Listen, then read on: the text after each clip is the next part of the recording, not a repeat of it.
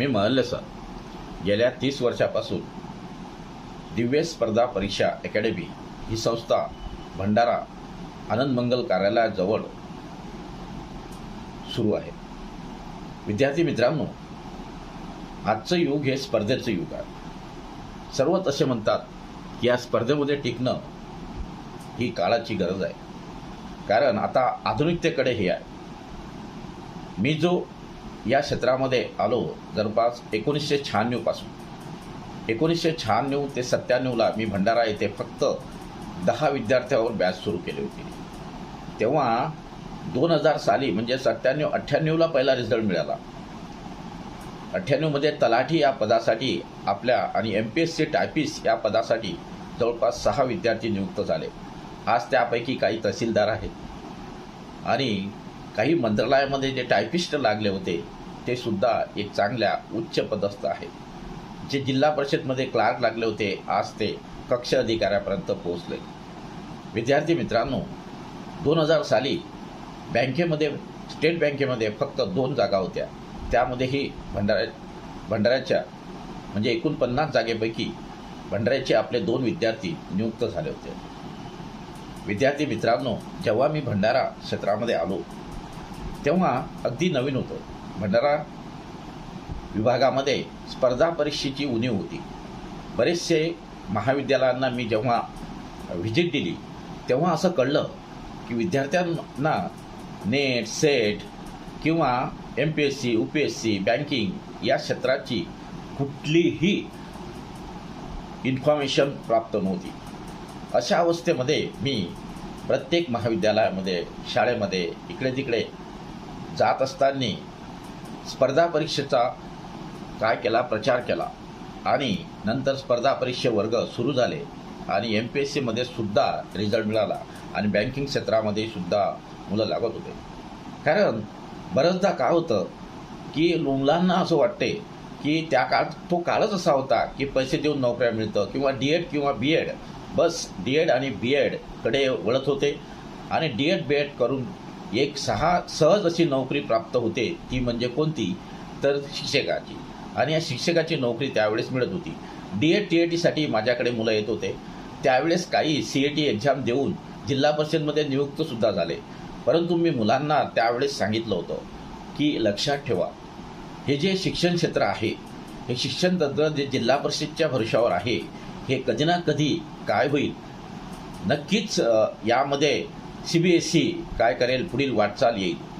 CBSEच्या शाळा फोपावेल, कारण का जिल्हा परिषदमध्ये जे शिक्षक होते किंवा जिल्हा परिषदेकडे जो वाव होता लोकांचा तो कमी होत होता। अशा परिस्थितीमध्ये मी मुलांना गायडन्स केलं आणि त्यांना सांगितलं की तुम्ही जिल्हा परिषदेच्या किंवा शिक्षक पेशामध्ये न जाता इतर नोकऱ्यासुद्धा प्राप्त करा। का असतं माहीत आहे का, आपण जेव्हा शिक्षक पेशामध्ये जातो तेव्हा विद्यार्थ्यांचा विकास करतो, खूप काही आपल्या हातून चांगलं कार्य करतं, परंतु आपण स्वतःचा विकास कुठंतरी खुंटतो आणि हे मला चांगलं माहीत आहे।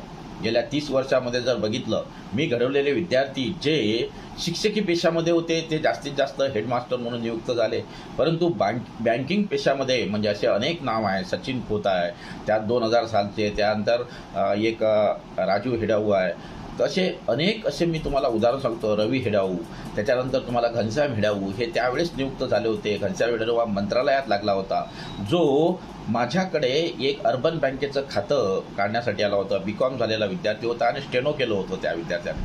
त्याला मी मोटिवेट केलं आणि गाईड केलं आणि नंतर तो मंत्रालयामध्ये नियुक्त झाला होता।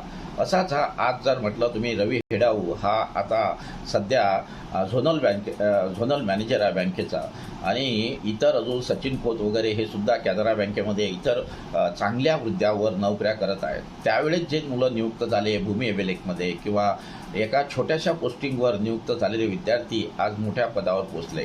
त्यानंतर मी गोंदिया, लाखनी आणि इतर ज्या ठिकाणी मी समजा कॉलेजमध्ये शिकवलं त्या ठिकाणी मी काय केलं, एक माझं स्वतःचं एक अस्तित्व म्हणजे क्लासेस सुरू केले। त्यापैकी पहिलं शहर म्हणजे जे लाखनी होतं, त्यानंतर साकोली, त्यानंतर गोंदिया, मोहाडी या क्षेत्रामध्ये मी स्पर्धा परीक्षेचा मार्गदर्शन करणं सुरू केलं आणि त्या ठिकाणी बरेचसे असे विद्यार्थी मला आढळले की त्या विद्यार्थ्यांमध्ये गट्स आहे. ग्रामीण क्षेत्रामध्ये मी जेव्हा गेलो तेव्हा मला कळलं की भंडाऱ्यामध्ये एक खासियत आहे.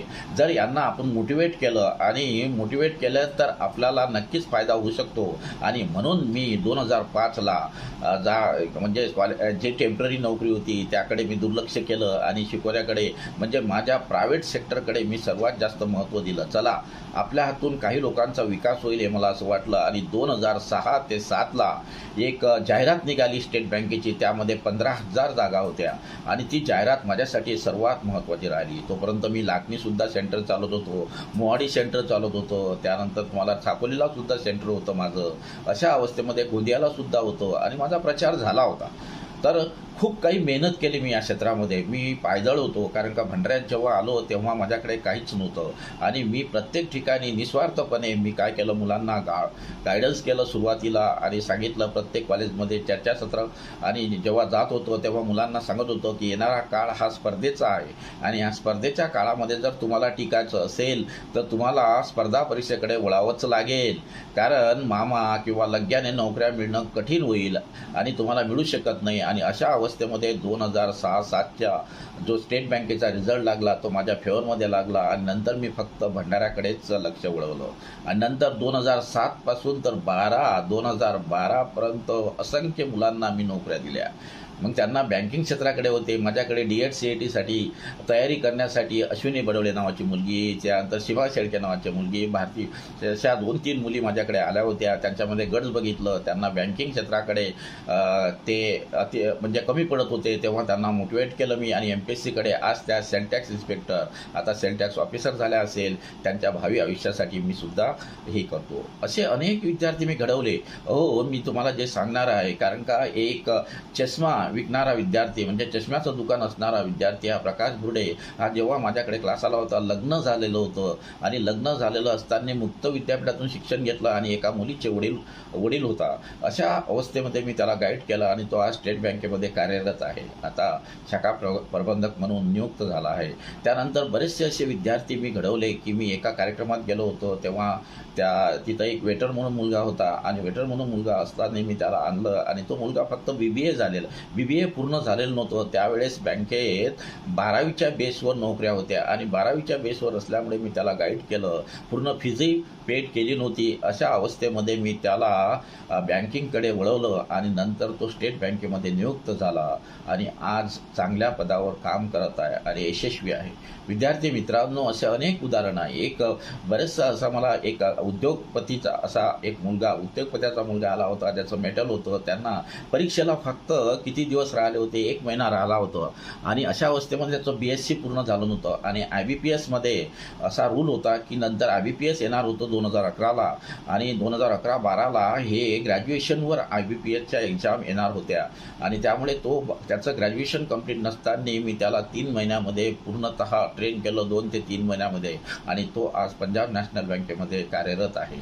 प्रकाश कुरंजेकर नावाचा विद्यार्थी, त्याच्यामुळे मी पाहिलं एक नेट फॉर कॅफे चालवत होता तेव्हा त्याला कळलं त्याचा मित्र मंगेश भुरे नावाचा मित्र होता आणि तो मंगेश भुरे लागल्यामुळे त्यालाही असं वाटलं की आपण सुद्धा लागू शकतो. आणि नंतर तो आला, त्याला सांगितलं की जे आपलं प्रायव्हेट सेक्टर आहे हे नेट फॉर कॅफे पूर्णतः कार्यरत नसेल आणि कधी ना कधीतरी आपल्यावर स्लॅक सीझन म्हणजे रिसेशन येणार. अशा अवस्थेमध्ये मी त्याला अगदी वयाच्या शेवटच्या बाउंड्रीमध्ये त्याला नियुक्त केलं आणि तो सुद्धा पंजाब नॅशनलमध्ये बँकेमध्ये नोकरी करत आहे. असे असंख्य विद्यार्थी मी STमध्ये प्रवास करत असताना किंवा एखाद्या कॅन्टीनवर जेव्हा मी एखाद्या हॉटेलमध्ये गेलो तेव्हा तो ओळख झाल्यामुळे मी बरेचशा विद्यार्थ्यांना सतत मोटिवेट करत राहिलो. माझं एक ध्येय होतं आणि बरेचदा मी बरेचसे कार्यक्रम कधीच अटेंड करत नव्हतो. मी माझ्या फक्त क्षेत्रामध्ये कार्यरत राहिलो. कुठलाही पॉलिटिकल व्ह्यू नाही माझा किंवा कुठल्याही जातीयता किंवा कुठल्याही प्रकारचं कोणत्याही समाजाला मी माझ्या कुठल्याही स्पर्धा परीक्षेची तयारी करत असलेल्या विद्यार्थ्यांना जे मी फॉर्म देतो तिथे कुठलीही जात नमूद करत नाही. मी पूर्णतः विद्यार्थ्यांना ओपन कॅटेगरी म्हणून शिकवत आलो आणि अनेक मुलं असे नियुक्त झाले. असे अनेक विद्यार्थी आहे, त्यांचे अनुभव आहे की त्यांच्या कुटुंबामध्ये नोकऱ्या नव्हत्या. काही तर असे विद्यार्थी आहे जसं हर्षयोगिनी गजबी आहे, यश गजबी आहे, मिलिंद गजबी आहे, एकाच कुटुंबातले 3. त्यानंतर प्रशांत गायधने आणि गायधने कुटुंबातले 3 सख्खे भाऊ, एक बहीण, 2 भाऊ, असे अनेक घरं आहे की ज्या घरामधले नियुक्त झालेल्या अनेक असे मुलं LICमध्ये, NICLमध्ये आणि कितीतरी मी घडवले. कॅन्सर पेशंट असलेला विद्यार्थी, 2 विद्यार्थी माझ्याकडे कॅन्सर पेशंट होते, त्यांनासुद्धा नियुक्त केलं, त्यांनासुद्धा मोटिवेट केलं. असे अनेक विद्यार्थी आहे की ते सायकोलॉजिकल अनफिट होते, बरेचदा ते ट्रीटमेंट घेत होते.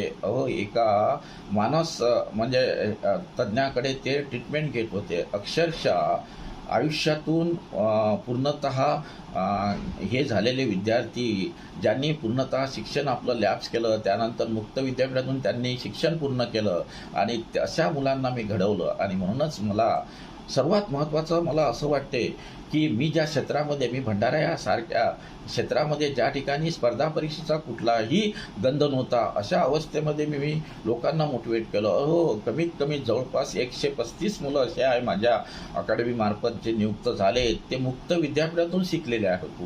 मुक्त विद्यापीठातून बरेचसे असे विद्यार्थी आहे आणि म्हणूनच मला हा अभिमान आहे की मी जो क्षेत्र निवडलं. अनेक लोकांना मान्य आहे, मी एक जर समजा नोकरीवर असतो तर मी चांगलं जगू शकलो असतो, मला पेन्शन मिळाली असती, परंतु सध्या परिस्थिती अशी आहे की मी जवळपास 2000 लोकांचं करिअर घडवलं. त्यासाठी पुस्तकं, स्कॉलरशिप असे अनेक योजना मी राबवल्या. मी कधीही त्याचं काय केलं, वाहवा केली नाही, कुठलाही प्रचार केला नाही. माझ्याकडे येणाऱ्या विद्यार्थ्याला मी जेव्हा 10,000 फीज होती तेव्हा 5,001, 4,001, 3,001, 2,001 अशा स्कॉलरशिप दिल्या. अनेक विद्यार्थ्यांनी तर माझ्याकडे नोकऱ्या मिळून सुद्धा त्यांनी अर्धी फीज घेऊन गेले. बरेचदा मुलांनी 2 नंतर मी कधी पैशाकडे कधीच पाडलं नाही.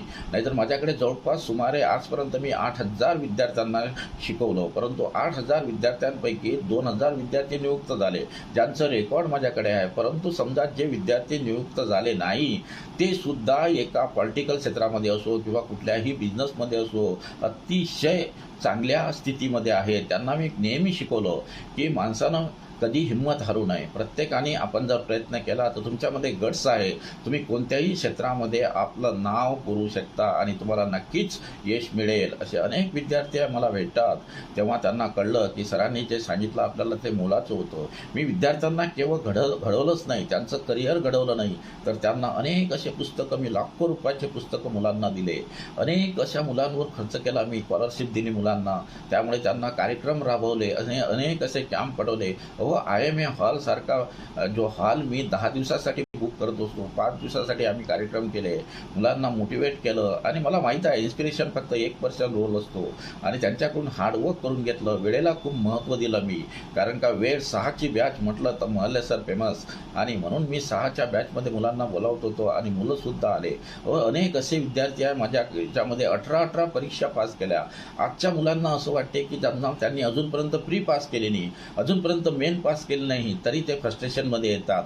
4 महिन्याचा माझा कोर्स असते, मी 4 महिन्यानंतर ते मुलं निघून जातात. त्यांना असं वाटतं की आपण आता फेल्युअर राहिलो. परंतु विद्यार्थी मित्रांनो, 2010च्या विद्यार्थ्यांना विचारा, 2011च्या विद्यार्थ्यांना विचारा, 2007च्या विद्यार्थ्यांना विचारा, सतत 12 वेळा परीक्षा उत्तीर्ण होऊन सुद्धा इंटरव्ह्यूमध्ये घेत नव्हते. आता तर इंटरव्ह्यू बंद झाल्या, कारण का त्यावेळेस मुलांमध्ये तरी निगेशन आणलं नाही, कारण का मी त्यांना टिपून ठेवलं. त्यांना टेस्ट सिरीज फक्त 500 रुपये महिना घेऊन मी टेस्ट सिरीज सुरू केली. काळ किती बदलला. मी जेव्हा भंडाऱ्यात आलो होतो तेव्हा 26 रुपये लिटर पेट्रोल होतं, आज 104 रुपये लिटर पेट्रोल आहे. पण तरीही माझ्या क्लासची जर फीस बघितली तर तेव्हा 10,000 होती, तर आज फक्त 20,000 आहे. 20,000 रुपयांमध्ये मुलांना मी पुस्तकं, त्याच्यानंतर नोट्स वगैरे सगळं देतो, त्यांना मोटिवेट करतो, जीवनसुद्धा कसं घडवायचं हे सांगतो, त्यांचं इंटरव्ह्यू सेशन, त्यांचे पूर्णतः मी हे याच फीजमध्ये देतो. प्रत्येक मुलांना गाईड करतो आणि त्यांना केवळ फक्त परीक्षेसाठी तयार न करता त्यांच्याकडून इंटरव्ह्यूसाठी कसं बसायचं, इंटरव्ह्यूमध्ये कशा प्रकारे करतो. अहो, माझ्या क्लासमध्ये असा एक विद्यार्थी होता, जो मी सांगतो तुम्हाला आता ह्या इंटरव्ह्यूमध्ये दिसेल, की तो विद्यार्थी किराणा दुकानामध्ये मला भेट झाली. एक बजरंग किराणा स्टोअर, समजा तुम्हाला नावासंगतो, खंदाडे नावाचा एक विद्यार्थी होता आणि तो बजरंग किराणा स्टोअर्समध्ये, जे मी तिथं जात होतो, माझं किराणाचं तिथं खातं होतं. अशा अवस्थेमध्ये त्या मुलांना, तो BBA झालेला होता, BBAचा लास्ट इयरला होता. तो मला म्हणाला, मी येऊ का सर? आणि तो आला. 12वीच्या बेसवर परीक्षा होती आणि तो आज बँकेमध्ये कार्यरत आहे. पहा त्याचं आयुष्य.